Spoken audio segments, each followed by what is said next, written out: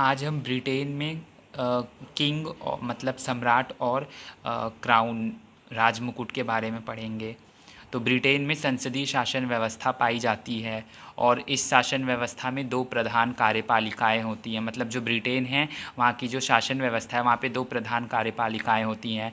नाम मात्र की जो औपचारिक कार्यपालिका होती है वो आपका आ जाएगा सम्राट, और एक वास्तविक प्रधान होता है जो मतलब जो वास्तविक कार्यपालिका, इसमें प्रधानमंत्री और मंत्रिमंडल आता है। और जो सम्राट के पास वास्तविक शक्ति नहीं होती है, ठीक है, मतलब जो सम्राट है उसके पास कोई वास्तविक शक्ति नहीं होती है।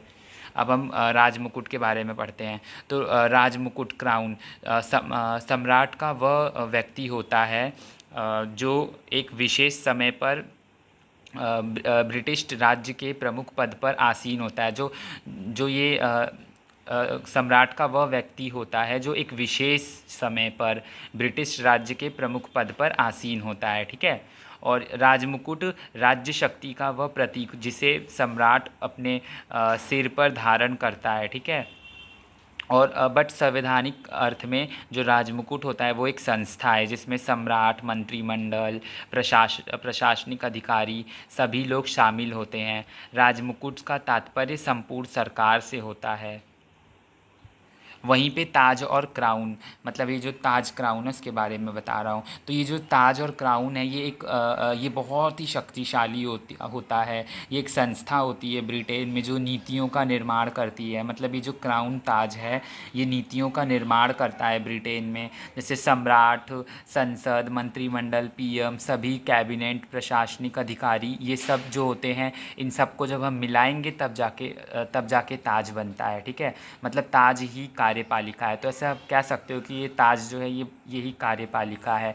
सारी शक्तियाँ नीतियों का निर्माण करने वाली संस्था है, ना कि किसी मुकुट का नाम। मतलब ये जो ताज है वो किसी मुकुट का नाम नहीं है बल्कि यही एक कार्यपालिका है जो क्या करती है, सारी शक्तियों का निर्माण करती है और सारी नीतियों का निर्माण करती है, करने वाली एक संस्था है, ठीक है। और वहीं पे जो सम्राट है वो ताज नामक संस्था का एक अंश है। मतलब आप कह सकते हो जो जो ये ताज है वो क्या है, जो ताज है वो पूरा बॉडी है, और जो सम्राट है मतलब जो सम्राट है वो बॉडी का एक पार्ट है। ये समझाने के लिए बताया है। ताज नामक संस्था का जो अंश होता है वो क्या है, सम्राट, ठीक है। राज्य सिंहासन पे बैठने वाला व्यक्ति चाहे वो मेल हो फीमेल हो, जेंडर डज नॉट मैटर, ठीक है, कोई भी बैठ सकता है सम्राट पे, चाहे वो मेल हो चाहे वो फीमेल हो। जो राज्य सिंहासन पे बैठने वाला व्यक्ति है वही सम्राट होता है और ये नाम मात्र का होता है, ठीक है, राजा रानी। तो यही है। जैसे अभी आप एलिजाबेथ को ले लो। ताज और क्राउन में अब हम अंतर पढ़ते हैं। जो जो ये ताज होता है वो जो जो ये ताज होता है वो एक संस्था है। वहीं पे जो सम्राट है वो एक व्यक्ति है। और दूसरा आ जाएगा जो जो ताज है वो जो ताज है वो सामूहिक है। वहीं पे जो सम्राट है वो व्यक्तिगत है। मतलब जो ताज है वो क्या है, वो सामूहिक है, और जो सम्राट है वो व्यक्तिगत है।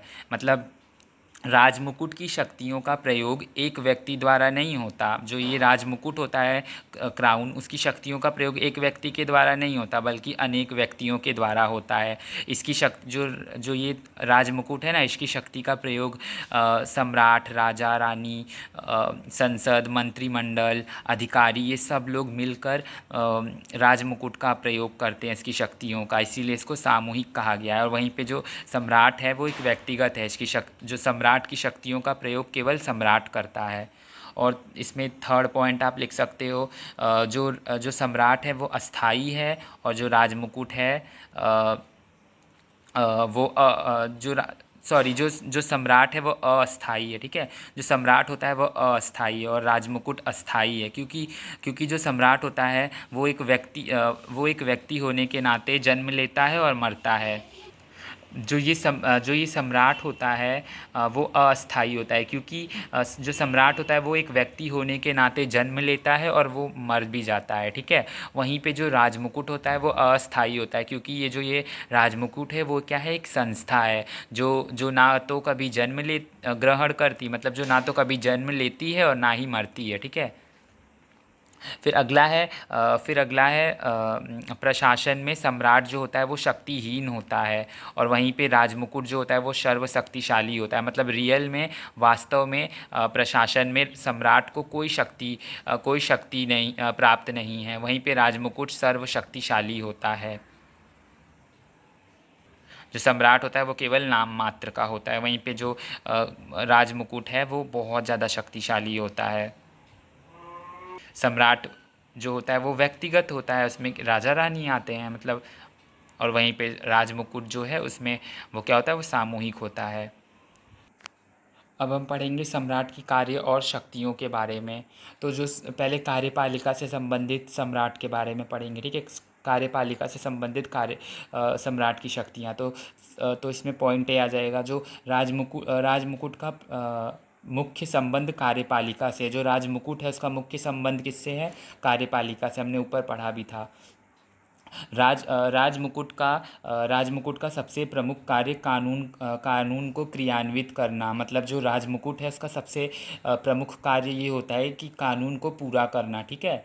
और सम्राट जो होता है वो सम्राट प्रधानमंत्री और अन्य मंत्रियों की नियुक्ति करता है, ठीक है। जो सम्राट होता है वो प्रधानमंत्री और अन्य मंत्रियों की नियुक्ति करता है, और राज्य के सभी उच्च अधिकारी राजमुकुट के ही द्वारा नियुक्त होते हैं। मतलब जो राज्य के जो सभी उच्च अधिकारी होते हैं वो राजमुकुट के द्वारा ही नियुक्त किए जाते हैं, ठीक है। यहाँ पे राज्य का मतलब देश से है, ठीक है। और ब्रिटेन के अन्य देश साथ संबंध का निर्धारण और संपादन जो होता है वो राजमुकुट के ही द्वारा होता है। मतलब जो ब्रिटेन है जो ब्रिटेन है उसका अन्य देशों के साथ संबंधों का निर्धारण और उसका संपादन जो होता है वो राजमुकुट के द्वारा होता है। और जो युद्ध की घोषणाएं होती हैं ना, युद्ध की घोषणा का अधिकार भी ना राजमुकुट के अधिकार के अंतर्गत आता है। और राजमुकुट के द्वारा जो अपराधी लोग होते हैं उनको क्षमा प्रदान किया जाता है, उनका दंड कम किया जाता है, उनके दंड का कार्य भी कम किया जाता है, ठीक है। कार्यकाल, जो उनके दंड होते हैं, दंड का कार्यकाल कम किया जाता है, जो अपराधी लोग होते हैं राजमुकुट के द्वारा होता है। राजमुकुट जो होता है ना, ठीक है, उसी के बारे में था वो। तो स्थानीय स्वशासन की देखभाल जो होता है वो राजमुकुट के द्वारा किया जाता है। मतलब जो भी चीज़ें हो रही हैं, ठीक है, वो सब राजमुकुट के द्वारा ही होता है। जो भी कार्य मंत्रिमंडल करता है वो राजमुकुट के नाम पर करेगा। मतलब मंत्रिमंडल जो भी कार्य करेगा वो राजमुकुट के नाम पे करेगा। अब हम पढ़ेंगे दूसरा, व्यवस्थापिका के संबंध में शक्तियाँ। तो पहला आ जाएगा संसद के दोनों सदनों में से दूसरा सदन कौन होता है? लॉर्ड सभा के निर्माण के संबंध में राजमुकुट को ही शक्ति प्राप्त है, ठीक है। जो संसद है उसके संसद ब्रिटेन में संसद के दो सदन हैं, एक लॉर्ड सभा, एक राज्य और एक कॉमन सभा। तो जो ये सेकंड सभा होता है, मतलब जो ये लॉर्ड सभा है, उसके निर्माण के संबंध में राजमुकुट को शक्तियाँ प्राप्त हैं, ठीक है। और फिर लोक सदन के चुनाव की तिथि भी जो होती है वो राजमुकुट के द्वारा लागू की जाती है, और लोक सदन का विघटन राजमुकुट करता है, ठीक है। और राजमुकुट जो होता है वो संसद के दोनों सदनों का अधिवेशन बुलाता है। अब तीसरा आ जाएगा न्याय संबंधी शक्तियाँ। जो सम्राट जो होता है न्यायाधीश की नियुक्ति करता है। सम्राट जो होता है वो अपराधियों का दंड कम कर सकता है और उनको क्षमादान दे सकता है, क्षमा कर सकता है। धार्मिक क्षेत्र में जैसे कि ब्रिटेन में एंग्लिकन चर्च है, ठीक है। जो ब्रिटेन है वहाँ पे एंग्लिकन चर्च है, तो सम्राट उसका प्रमुख होता है। और सम्राट जो होता है वो चर्च के सभी अधिकारी जैसे डीन, बिशप, ईटीसी, इन सभी लोगों को क्या करता है? नियुक्त करता है। और फिर देखो सम्मान का सूत्र, जो ब्रिटेन के जो नागरिक होते हैं उनको उपाधियाँ प्रदान करता है। जो ब्रिटेन के नागरिक होते हैं ना उनको उपाधियाँ भी प्रदान करता है। देखिए जैसे कि वेरन और ड्यूक, ये सारी उपाधियाँ प्रदान करता है। लॉर्ड, नाइट, इन सब उपाधियाँ प्रदान करता है, ठीक है। तो निष्कर्ष में हम लिख सकते हैं तो निष्कर्ष में ये लिख सकते हैं कि जो यहाँ पे जो सम्राट होता है ब्रिटेन में, वह नाम मात्र का प्रधान होता है और वहीं पे जो जो क्राउन होता है वो काफ़ी ज़्यादा शक्तिशाली होता है।